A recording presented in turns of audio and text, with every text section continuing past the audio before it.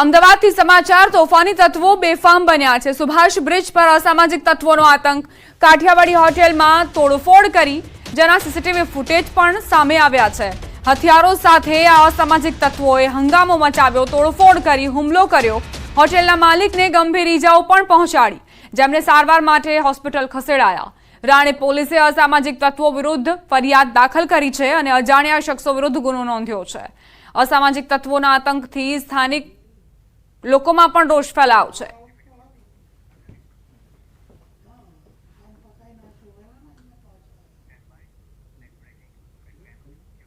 महत्वपूर्ण समाचार। क्षत्रिय समाज अग्रणी प्रवीण सिंह जाडेजाનું મહત્વનું નિવેદન। સમાજમાં એકતા ન હોવાના કારણે રાજકીય લાભ નથી મળતો।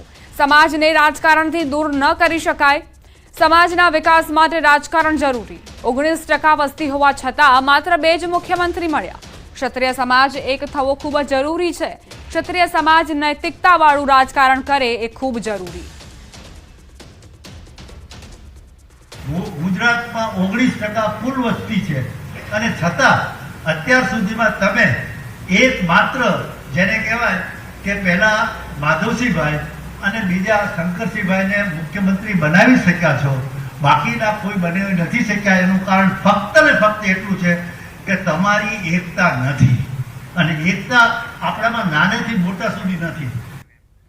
ગુજરાતમાં ઓબીસી કમિશન મુદ્દે હાઈકોર્ટમાં થયેલ પિટિશન પર સુનાવણી હાથ ધરાઈ। રાજ્ય સરકારે હાઈકોર્ટમાં સોગંદનામું રજૂ કર્યું। રાજ્ય સરકાર માત્ર એક જ સભ્યનું કમિશન ચલાવવા માંગે છે એવી સોગંદનામા પર કબૂલાત કરી। ચીફ સેક્રેટરીએ કર્યું છે આ સોગંદનામું તૈયાર। સરકારે કહ્યું જરૂર પડે તજજ્ઞોની સલાહ લેવાશે। બીજી તરફ જે જ્ઞાતિઓ ઓબીસીમાં સમાવિષ્ટ થવી જોઈએ તેવી જ્ઞાતિઓનો હજુ સુધી યોગ્ય સર્વે નહીં થયો હોવાની અરજદારે રજૂઆત કરી। अन्य જ્ઞાતિઓનો ખોટી રીતે સમાવેશ થયો હોવાની પણ અરજદારે ફરિયાદ કરી। એક સભ્યથી ચાલતા કમિશન મુદ્દે હાઈકોર્ટે ફરી નારાજગી વ્યક્ત કરી। જો કે સોશિયલ ઓડિટના મુદ્દે હજુ પણ સરકારે સોગંદનામા પર સરકારે સ્પષ્ટતા નથી કરી। આ બાબતે 2 અઠવાડિયા બાદ ફરી સુનાવણી હાથ ધરાશે। દાખલ થઈ છે। હવે કોર્ટે જે દિશાની અંદર કીધું છે 2 અઠવાડિયાની અંદર અમને પીઆઈએલ કરતાઓને જવાબ ફાઇલ કરવાનો કીધો છે, એટલે અમે એની અંદર બીજા સ્ટેટની અંદર કમિશનરોની શું સ્થિતિ છે અને કાયદાની શું પરિસ્થિતિ એ સાથે અમારો જવાબ ફાઇલ કરીશું। પણ હાલ તો સરકારે એવું કીધું છે કે અમે એક જ જણથી કમિશન ચલાવવાનું નક્કી કર્યું છે। પંચમહાલ જિલ્લા કોંગ્રેસ દ્વારા રાહુલ ગાંધીને ધમકી આપવા મુદ્દે ભાજપના 3 નેતાઓ સામે ફરિયાદ નોંધવા માંગણી કરાઈ। રાહુલ ગાંધી સામે અભદ્ર શબ્દોનો ઉપયોગ કરી ધમકી આપવા અંગે કોંગ્રેસ દ્વારા ભારે વિરોધ પ્રદર્શન કરાયું। લોકશાહીમાં જે રક્ષણ કરતા નેતાઓ છે એની સામે આ અભદ્ર ટિપ્પણી અને આવી મારી નાખવાની જે ધમકીઓ છે એ તો સહન ના થાય। આવનાર સમયમાં પણ કોંગ્રેસ આ માટે જલદ આંદોલન કરશે અને અમે માંગ કરી છે કે આ જે 3 તત્વો છે એની સખત કાર્યવાહી થાય અને લીગલી પ્રોસેસ થાય એ માટેનું આજે એક એફઆઈઆર પણ ગોધરા એ ડિવિઝન પોલીસ સ્ટેશનમાં રજૂ કરી છે। આ સાથે જ બુલેટિનમાં અત્યારે બસ આટલું જ। વધુ અપડેટ્સ માટે આપ જોતા રહો ગુજરાતની number 1 news channel news 18 Gujarati.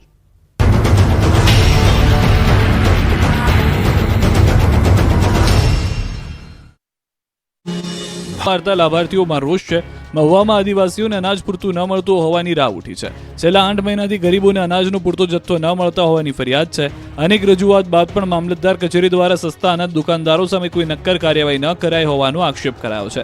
ત્યારે આદિવાસી સંગઠન હવે મેદાનમાં આવ્યું છે અને જાતે જ પુરાવાઓ એકત્રિત કરવાનું શરૂ કરી વિજિલન્સ તપાસની માંગ કરવા આવેદન પાઠવ્યું અને જો માંગ સ્વીકારવામાં ન આવે તો જનતા રેડની ચીમકી ઉચ્ચારી। તો આ મુદ્દે મામલતદારનું કહેવું છે કે અલગ અલગ કક્ષાએથી તપાસ માટેના સૂચનો આપી દેવાય છે, જેમાં કોઈ પણ ગેરરીતિ જણાશે તો પરવાનેદાર સામે કાયદેસરની કાર્યવાહી કરાશે। વડોદરાની શિનોર તાલુકા પંચાયતમાં ભાજપમાં જૂથવાદ સપાટી પર આવ્યો છે। એમએલએ અક્ષય પટેલ અને જિલ્લા પ્રમુખ સતીશ પટેલ જૂથ આમને સામને આવી ગયા છે। તાલુકા પંચાયતના પ્રમુખ અર્ચના પટેલ સામે 8 સભ્યોએ અવિશ્વાસ પ્રસ્તાવ મૂક્યો। અક્ષય પટેલ જૂથના 4 સભ્ય, કોંગ્રેસના 3 અને 1 અપક્ષ સભ્યએ પ્રસ્તાવ મૂક્યો। જો કે નિયમ મુજબ અવિશ્વાસ પ્રસ્તાવ ન મળતા શિનોર ટીડીઓએ તેને ફગાવી દીધો। પ્રસ્તાવ સામે કોઈ કાર્યવાહી નહીં થાય ત્યારે બળવો કરનાર ભાજપના 4 સભ્યો સામે પક્ષ કાર્યવાહી કરશે તેવી માહિતી મળી રહી છે। હાલ શિનોર તાલુકા પંચાયતમાં ભાજપનું બોર્ડ છે। કુલ 16 સભ્યોમાંથી ભાજપના ભાજપના 11, કોંગ્રેસના 3 અને 1 અપક્ષના છે. અગાઉ 2.5 વર્ષની ટર્મ પૂર્ણ થતાં અક્ષય પટેલ જૂથના પ્રિય પટેલે મેન્ડેટની વિરુદ્ધમાં જઈને ફોર્મ ભર્યું હતું. જોકે રાજકીય ડ્રામા બાદ મેન્ડેટવાળા ઉમેદવારને બિનહરીફ વધાવી લેવાયા હતા. હાલ તો એમએલએ જિલ્લા પ્રમુખ પતિ એડિબલ ઓઇલ્સ, દરેક તહેવાર હેલ્ધી તહેવાર. ક્ષત્રિય સંમેલનમાં પદ્મિની બાએ કર્યો વિરોધ. સ્ટેજ પર સ્થાન ન મળતા કર્યો હોબાળો. કહ્યું, અમારું સન્માન નથી જળવાતું.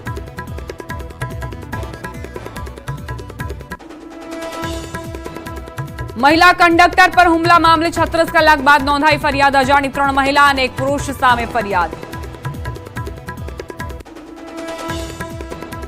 25 અને 26 સપ્ટેમ્બર દક્ષિણ ગુજરાતમાં વરસાદની આગાહી. નવસારી, સુરત, વલસાડમાં પડી શકે છે અતિભારે વરસાદ.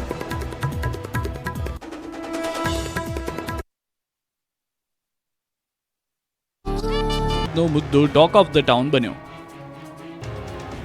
ભાદરવી પૂનમનો મહાકુંભ સમાન મેળો તો પૂર્ણ થઈ ગયો. નિર્વિઘ્ને અંબાજીનો ભાદરવી પૂનમનો મેળો પૂર્ણ તો થયો. 7 દિવસ પ્રવાસીઓનું ઘોડાપુર જોવા મળ્યું. લાખોની સંખ્યામાં ભક્તોએ માના ચરણોમાં શીશ ઝુકાવીને આશીર્વાદ લીધા. પરંતુ આ વર્ષે એવી વાત સામે આવી છે કે ગત વર્ષની સરખામણીએ યાત્રિકોની સંખ્યામાં મોટો ઘટાડો નોંધાયો છે. ગત વર્ષ કરતાં આ વર્ષે અંદાજિત 15 લાખ જેટલા યાત્રિકો ઘટ્યા છે. યાત્રિકોની સાથે ધ્વજારોહણની સંખ્યા, ભોજન પ્રસાદ, મોહનથાળ પ્રસાદ પેકેટ, ચીકી પ્રસાદ પેકેટના વેચાણ અને ભંડારા ગાદી અને સોનાની આવક પણ ઘટી છે.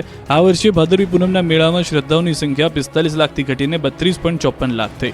શ્રદ્ધાળુઓની સંખ્યા ઘટતા 25 લાખનો મોહનથાળનો પ્રસાદ વધ્યો છે. આ વર્ષે માત્ર 2,37,575 કિલો પ્રસાદ બન્યો હતો. 10,000 કિલો મોહનથાળનો પ્રસાદ વધ્યો હોવાનું અનુમાન છે. 20 લાખથી વધુ ભક્તોએ મોહનથાળ, ચીકીના પ્રસાદનો લાભ લીધો. મહામેળામાં અંદાજે ₹2.66 કરોડથી વધુની રોકડ અને 500 ગ્રામથી વધુ સોનાનું દાન મળ્યું છે. 7 દિવસમાં એસટી બસે કુલ 11,455 ટ્રીપ કરી, જેમાં 5.04 લાખથી વધુ માઈ ભક્તોએ મુસાફરી કરી. જ્યારે અંદાજે 61,000થી વધુ ભક્તોએ ઉડાન ખટોલાના માધ્યમથી ગબ્બરે જ્યોતના દર્શન પણ કર્યા. ભોજન પંડાલમાં 5.19 લાખથી વધુ યાત્રાળુઓએ વિનામૂલ્યે ભોજનનો લાભ લીધો. ભાદરવી પૂનમના દિવસે યાત્રાધામ અંબાજીમાં અમદાવાદના માઈ ભક્તે ₹18.62 લાખનું 2 કિલો 50 ગ્રામ સોનું માં અંબાને ભેટ કર્યું હતું. જો કે તેમણે નામ ગુપ્ત રાખ્યું. ભાદરવી પૂનમના મેળા દરમિયાન છેલ્લા 25 વર્ષથી અમદાવાદના એક માઈ ભક્ત પૂનમના અચૂક માતાજીના દર્શને આવે છે અને મા અંબાના દર્શન કરી માના શ્રીચરણમાં સુવર્ણની ભેટ ધરી રહ્યા છે. બુધવારે પૂનમે તેમણે 18,62,000ની કિંમતના 250 ગ્રામ સોનાની ભેટ કરી ધન્યતાની લાગણી વ્યક્ત કરી, જેમણે ગત વર્ષે અડધો કિલો સોનું ભેટ કર્યું હતું. જોકે દાતાએ પોતાનું નામ ગુપ્ત રાખ્યું. તો અંબાજીમાં ભાદરવી પૂનમના મેળામાં અંતિમ દિવસે 234 ગ્રામ 970 મિલીગ્રામ સોનાની ભેટ મળી. ₹15,97,300ની કિંમતનું સોનું આવ્યું દાનમાં. આ મેળાના અંતિમ દિવસે 34,59,802 રૂપિયાની સોનાની ભેટ મળી. શક્તિપીઠ અંબાજીમાં ભાદરવી પૂનમનો મેળો નિર્વિઘ્ને સંપન્ન થયો. ભાદરવી પૂનમના મેળામાં કુલ 32.54 લાખ શ્રદ્ધાળુઓ મા અંબાના દર્શન કરવા આવ્યા. મેળાના અંતિમ દિવસે નમસ્કાર, આપ જોઈ રહ્યા છો ગુજરાતની number 1 news channel news 18 Gujarati. આપણું ગુજરાત સાથે હું છું સિદ્ધાર્થ ધોળકિયા. આ તરફ કરજણથી મહત્વના સમાચાર. કરજણમાં વાયનાડ જેવી ઘટના બની. ભેખડ દસ્તા ભાગમ-ભાગ મચી. વડોદરાના કરજણમાં ગામડામાં વાયનાડ અને ઉત્તરાખંડ જેવી ભૂસ્ખલનની ઘટના બની છે. કરજણના દેરોલી ગામે નદી કિનારે આવેલા મકાનની નીચેની જમીન ધસી પડી હતી. નર્મદા નદીની ભેખાડો ધસી પડતા મહાકાય મકાન જમીન દોસ્ત થઈ. ક્ષણવારમાં નદીમાં ગરકાવ થઈ ગયું. ભેખડ ધસતા બકુલ આશ્રમ નદીમાં ગરકાવ થયો. નર્મદા નદીમાં પાણીની આવક વધતા ભેખાડો ધસી પડી. દ્રશ્યોમાં જોઈ શકાય છે કે જમીન ખસે છે અને તાશના પત્તાની માફક મકાન તૂટી પડે છે. આશ્રમ નદીમાં ગરકાવ થયા. ભાગદોડ મચી ગઈ હતી. વડોદરા તાલુકા પોલીસની દાદાગીરી સામે આવી. કોઈ વાંક વિના જ પોલીસે માર માર્યો. જે પોલીસનું કામ લોકોની રક્ષા કરવાનું છે તે જ પોલીસ લોકોને દંડે દંડે માર મારી રહી છે. વડોદરા તાલુકા પોલીસની ખુલ્લી દાદાગીરી આપ જુઓ. ગણેશ વિસર્જન સમયે પોલીસ જવાને 2 નિર્દોષ યુવાનને ફટકાર્યા હોવાનું જોવા મળ્યું. વડોદરા શહેરના પ્રિયા સિનેમા 4 રસ્તા પાસે બંને યુવાનો બાઇક પર પોતાના ઘરે જઈ રહ્યા હતા. આ દરમિયાન તેમને રોક્યા હતા. બેરિકેડિંગથી 100 મીટરના અંતર પર બંને યુવાનનું ઘર હતું, પરંતુ પોલીસે ચેકિંગ પોઈન્ટ પર રોકીને ઘરે જવા ન દીધા. રોકીને ફટકાર્યા. પોલીસે તેમને લાકડીથી ફટકાર્યા. પોલીસ જવાને પોતાની સત્તાનો રૂઆબ બતાવી બંને યુવાનોને ખોટા કેસમાં ફિટ કરી દેવાની પણ ધમકી આપી. પોલીસ કર્મીના મારથી બંને યુવાનોને હાથની આંગળી અને પગના ભાગે ઈજા પહોંચી. 3 શહેરમાં તસ્કરોએ મચાવ્યો છે તરખાટ. વડોદરા શહેરમાં તસ્કરો તરખાટ યથાવત જોવા મળી રહ્યો છે. હવે તસ્કરો મોબાઈલ શોપને પણ નિશાન બનાવી રહ્યા છે. જૂના પાદરા રોડ પર મનીષા ચોકડી પાસે આવેલી એક મોબાઈલની દુકાનમાં તસ્કરો ત્રાટક્યા. 2 તસ્કરો દુકાનના શટર ઊંચા કરી અંદર પ્રવેશ્યા. મોબાઈલ શોપમાં રહેલા મોંઘા મોબાઈલ ફોન ઉઠાવી ફરાર થઈ ગયા. અંદાજિત 30 થી 35 લાખની કિંમતના મોબાઈલ ફોનની ચોરી સીસીટીવી ફૂટેજમાં કેદ થઈ. તો અમદાવાદમાં કિન્નરે શિષ્યએ ઘરમાંથી ચોરી કરી. કિન્નરના દાગીના, રોકડ તેમજ મોબાઈલની ચોરી કરી. 1.5 લાખ રોકડ સહિત દાગીના અને મોબાઈલ લઈ શિષ્ય ફરાર થઈ ગયા. વઢવાણમાં મકાન માલિક જાત્રા કરવા ગયા અને બંધ મકાનમાં ચોર ત્રાટક્યા. બંધ મકાનમાંથી 4 લાખની ચોરી કરી ફરાર થઈ ગયા. સોના ચાંદીના દાગીના પણ ઉઠાવી ગયા હોવાની જાણકારી છે. ભોગ બનનાર મકાન માલિકે પોલીસને જાણ કરતા પોલીસે ઘટના સ્થળે પહોંચી વધુ તપાસ હાથ ધરી. ચોર આવતા હોવાની અફવાએ 4 દિવસથી ઉજાગરા કરતા ડભોઈના લોકો. ટીકળખોરોએ 4 દિવસથી ડભોઈના લોકોની ઊંઘ હરામ કરી નાખી છે. વડોદરાના ડભોઈમાં કોઈએ રાત્રે ચોર આવતા હોવાની વાત ફેલાવી. આ વાત વાયુવેગે આખા શહેરમાં પ્રસરી જતા ડભોઈના લોકોની ઊંઘ હરામ થઈ ગઈ. 1-2 દિવસથી નહીં પરંતુ 4 દિવસથી ડભોઈના લોકો ચોર આવી જવાના ડરથી રાતના ઉજાગરા કરી રહ્યા છે. સાંજે 7 વાગતા ચોર આવ્યાની વાત પ્રસરતા લોકો કામ ધંધા મૂકી દે છે. ચોરના ડરથી આ વિસ્તારમાં ફફડાટ ફેલાયો છે. હમણાં ચોર આવશે તેવી ચિંતાથી રાત્રિના સમયે લોકો ઉજાગરા કરી લાકડી લઈને રખપુ કરતા મજબૂર બન્યા છે. આ અંગેની જાણ પોલીસને થતા પોલીસે લોકોને માત્ર અફવા ગણાવી સાવધાન કર્યા.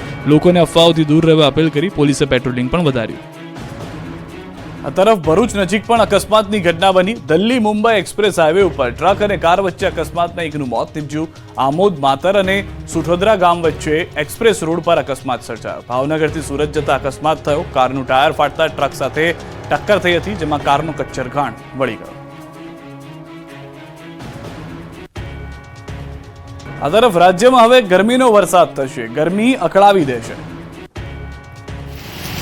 રાજ્યમાં ભારે વરસાદની રાહ હવે ન જોતા હવે કાળઝાળ ગરમીમાં શેકાવા થઈ જજો તૈયાર. હવે ભાદરવાના તડકા તરખાટ મચાવશે. ભાદરવા માસમાં આકાશમાંથી નહીં ગરમીનો વરસાદ થશે. હવામાન વિભાગે આગાહી કરી છે કે હવે વરસાદ નહિવત પડશે. મોટાભાગના વિસ્તારમાં અકળાવી દે તેવી ગરમી પડશે. ભાદરવા માસમાં ગરમીની સાથે બફારો પણ ત્રાહિમામ કરી દેશે. લોકો ગરમીથી અને બફારાથી પરસેવે રેબઝેબ થઈ જશે. રાજ્યમાં 34 થી 35 ડિગ્રી સુધી તાપમાન રહેશે. અમદાવાદમાં 32 ડિગ્રી સુધી તાપમાન પહોંચ્યું. જો કે હવામાન વિભાગનું માનીએ તો હજુ ચોમાસાએ વિદાય લીધી નથી. ભલે અત્યારે ગરમી પડતી હોય પરંતુ હજુ વરસાદ પડવાની સંભાવના છે. 7 દિવસ સૌરાષ્ટ્ર અને દક્ષિણ ગુજરાતમાં સામાન્ય વરસાદી ઝાપટા રહેશે. રાજ્યમાં આ દરમિયાન ભેજવાળું વાતાવરણ રહેતા સામાન્ય વરસાદની સંભાવના છે. 1 જૂનથી 19 સપ્ટેમ્બર સુધી ગુજરાતમાં 44% વધુ વરસાદ પડ્યો છે. ક્ષત્રિય મહાસંમેલન મળે તે પહેલા વિવાદ. ભાવનગરના યુવરાજે કહ્યું, રાજકીય લાભ માટે મારા વડીલોનો ઉપયોગ કે દુરુપયોગ ન કરવો. સમસ્ત ક્ષત્રિય સમાજને એક કરવાના ઉદ્દેશથી આવતીકાલે 20 સપ્ટેમ્બરની શુક્રવારે અમદાવાદના ગોતા ખાતે આવેલા રાજપૂત ભવન ખાતે તમામ ક્ષત્રિય આગેવાનોનું ભવ્ય સંમેલન યોજાવા જઈ રહ્યું છે. આ સમારોહમાં સમસ્ત ક્ષત્રિય અસ્મિતા મંચની જાહેરાત થશે, જેમાં પ્રમુખ તરીકે ભાવનગરના મહારાજા વિજયરાજસિંહજી ગોહિલની તાજપોશી કરવામાં આવશે. આ સંમેલન પહેલા ભાવનગરના મહારાજાના પુત્ર એવા યુવરાજ જયવીરસિંહ ગોહિલે સોશિયલ મીડિયા ફેસબુક ઉપર પોસ્ટ કરી, જેમાં લખ્યું કે રાજપૂત એકતા અનિવાર્ય છે, તેમાં કોઈ શંકા નથી. રાજપૂત સમાજની કોઈ પણ સમિતિ તેમના રાજકીય લાભ ખાટવા માટે મારા પૂર્વજો અથવા મારા પરિવારના વડીલોનો ઉપયોગ દુરુપયોગ કરીને રાજકારણમાં સામેલ ન થાય.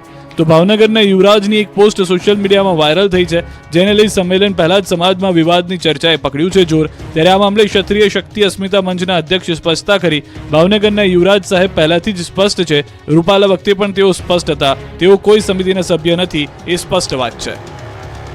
ભરૂચમાં પૂરને લઈને રાજનીતિનું પૂર. મુમતાઝ પટેલની માંગ પર સોશિયલ મીડિયામાં વોર શરૂ. ભરૂચ જિલ્લામાં અતિભારે વરસાદના કારણે અનેક લોકોને લાખોનું નુકસાન થયું. ખેડૂતોના ખેતી પાકને પણ વ્યાપક પ્રમાણમાં નુકસાન પહોંચ્યું. ત્યારે આ મામલે કોંગ્રેસના મહિલા આગેવાન મુમતાઝ પટેલે રાજ્યના મુખ્યમંત્રી ભૂપેન્દ્ર પટેલ તેમજ ભરૂચ કલેક્ટર તુષાર સુમેરાને પત્ર લખ્યો. અતિવૃષ્ટિના કારણે થયેલ નુકસાનીનો સર્વે કરાવી તાત્કાલિક સહાય ચૂકવવાની માંગ કરી, જેને લઈ રાજનીતિનું પૂર આવી ગયું. ભાજપ કોંગ્રેસ નેતા મુમતાઝ પટેલના પત્રને લઈને પલટવાર કરી રહ્યું છે. મુમતાઝ પટેલ અને ભૂષણ ભટ્ટ વચ્ચે સોશિયલ મીડિયા પર જંગ છેડાઈ ગઈ. મુમતાઝ પટેલની માંગ પર ભાજપના પૂર્વ ધારાસભ્ય ભૂષણ ભટ્ટે ટ્વીટ કર્યું કે આનંદ થયો, પત્ર લખ્યો. સારી વાત છે, પણ દિલ્હીના ઘરે બેસી પત્ર લખ્યો તે દુઃખદ છે. તેમણે સવાલ કર્યો કે આફત આવી ત્યારે આપ ક્યાં હતા? પ્રવાસી નહીં પણ નિવાસી બનો તેવી અપીલ છે.